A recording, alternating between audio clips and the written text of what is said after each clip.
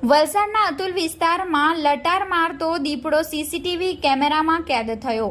તારીખ 26 એપ્રિલ શુક્રવારના રોજ મોડી રાત્રે 12:30 કલાકે બનેલી ઘટનાની મળતી માહિતી મુજબ વલસાડના અતુલ પારનેરા વિસ્તારમાં ડુંગરની આસપાસ તથા ગ્રામ્ય વિસ્તારમાં છેલ્લા કેટલા સમયથી દીપડાની દહેશત જોવા મળી રહી છે।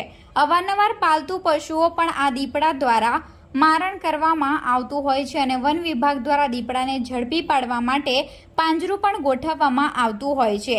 જો કે હજુ સુધી આ દીપડો પાંજરે પુરાયો નથી। વલસાડના અતુલ તથા પારનેરા વિસ્તારમાં રહેણાંક વિસ્તાર હોય અને અવારનવાર ગ્રામજનો અહીંયાથી પસાર થતા હોય છે, જેથી ગ્રામજનોમાં દીપડાનો ભારે ભય જોવા મળી રહ્યો છે। આજરોજ વલસાડને અતુલ કોલોનીમાં લટાર મારતો દીપડો સીસીટીવી કેમેરામાં કેદ થયો હતો। જો કે સમગ્ર ઘટના બાબતે ફરી એકવાર વન વિભાગની ટીમને ઘટનાની જાણ કરવામાં આવી હતી।